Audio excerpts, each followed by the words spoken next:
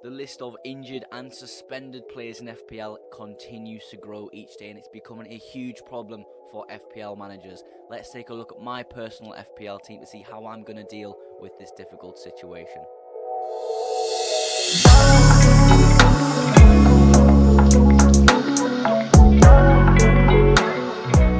Now, of course, we are going to start with our goalkeeper and defence, but quickly, I want to say a big thank you to everyone who's subscribed recently. We've had a little bit of an influx. Of course, I'm at a very low count at the moment, but thank you so much if you dropped a subscribe recently. It massively helps me out, and hopefully, these videos are supporting you as well. But let's start with the goalkeeper and defence. A little bit of a problem point with the keeper we brought in last week.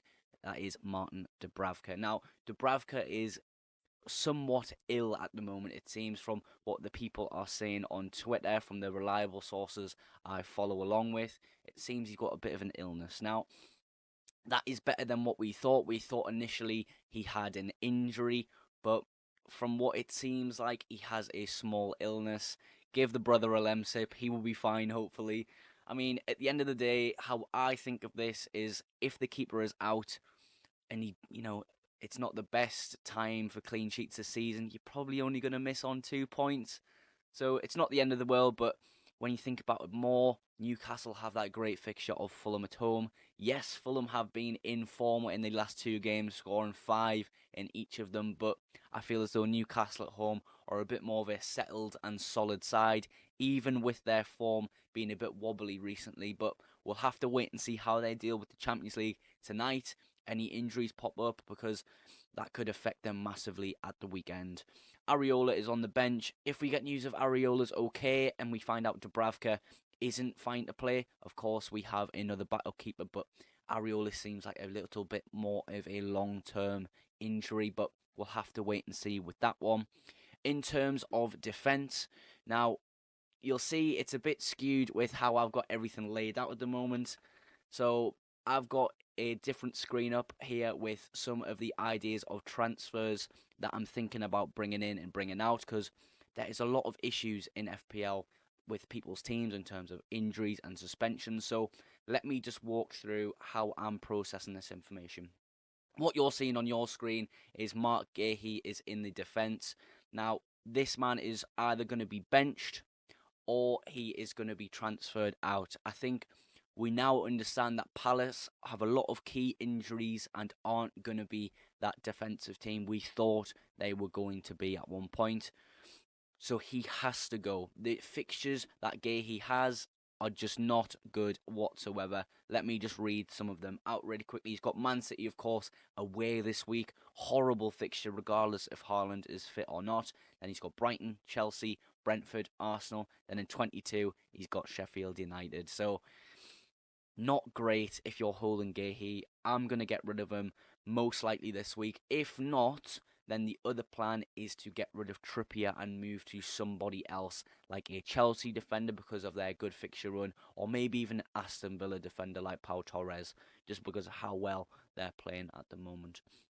Everything else in defence, though, is really fine. I don't mind having Porro and Gabriel. Slight worries about Gabriel being rotated in and out, but you've just got to understand you've picked Gabriel over Saliba. Saliba's going to get the most minutes in that Arsenal team, I believe, 90 minutes every game. Gabriel might not be that type of player, but he is that cheaper option. It lets you do other things in your team. But overall, the defence and goalkeeper, it's a little bit of a problem point if Dubravka is injured and Areola is injured. But at the end of the day, I am not going to waste a transfer on the goalkeeper if they're fit next week.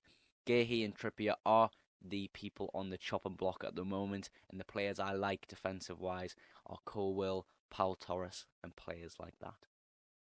Now, midfielders, we kind of don't have as many issues in this part of the team.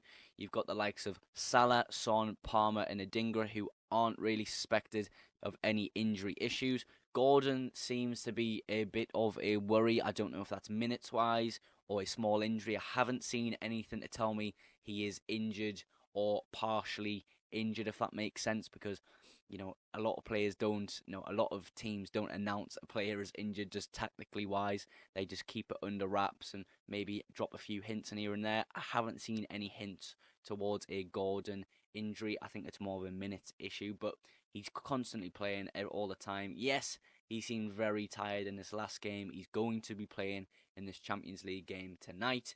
Maybe that affects it at the weekend, but with an in-form Fulham side coming to Newcastle, I feel as though they have to go all out with what they have, because Fulham do look quite dangerous, especially with scoring 5 goals in each of their games in the last 2 weeks. Now, players who could be moving on from the midfield is really no one. I don't really want to touch this midfield apart from Adingra. Yes, Adingra scored last week, and he helped my rank significantly. As you can see, I am the top 200k in the world in FPL. Fantastic achievement so far, but we are not at the end of the season when it matters. Adingra, I feel as though, yes, he's getting somewhat good minutes at Brighton, and he's popping up here and there every couple of weeks, but his data is really poor. And the header he scored, yes, it was great, but I feel as though 5 million, can I improve that player with some of the other spare funds I have in this team? It's difficult to say. The only player I would really want to achieve in this midfield is a Saka. Saka seems to be ticking on quite nicely. However, his data isn't as good as we really hope for. But, I mean, at the end of the day, if you've got a quality player like Saka that can just pop up out of nowhere and create something for you, is it that too much of an issue? Probably not. So it could be the case that Saka joins the team in the next 2 to 3 weeks with their good fixtures coming up, but we will just have to wait and see on that point. Let's talk quickly about captaincy, because the captain is sitting right in this midfield, and it is Mohamed Salah.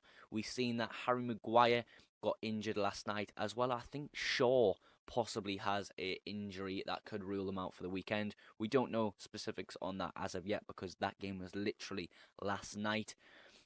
Let's just see what happens with that game. I don't want to say it could be a repeat of the 7-0, but yeah, I think Liverpool are going to score quite a few against United. United are just so poor at the moment. I'm sorry, any United fans that could be watching, but really, really poor team, and hopefully they turn it around at some point. But yeah, at the moment, Salah's got my captaincy simply because how poor United are, and they're kind of going to have a makeshift defence against Liverpool. So we'll see how that turns out, but that is all of the midfield. Now, forwards is a bit of a different story. You have Watkins, who has somewhat of an okay fixture, and he's getting all the minutes. Grace, that's what you want in FPL. He's doing well for Aston Villa, and Aston Villa are doing well. Ideally, Watkins, you just wouldn't touch.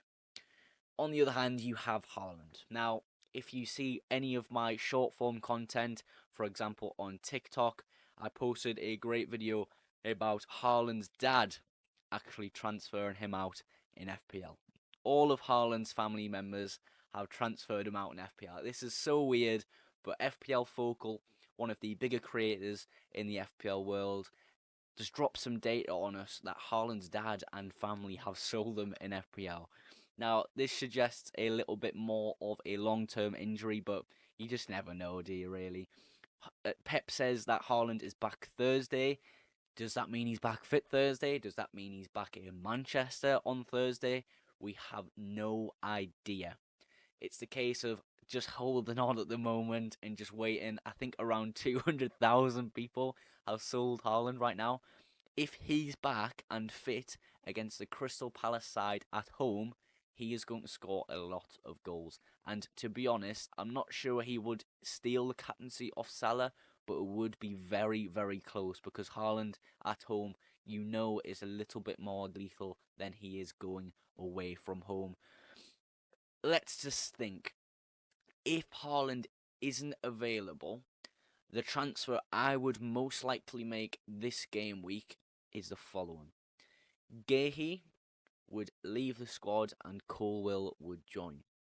We then would look on the bench. Because I have money in the bank, I would replace Archer and get Dominic Solanke in. Now, Dominic Solanke has 3 good fixtures in a row, and I believe I would keep him for all 3.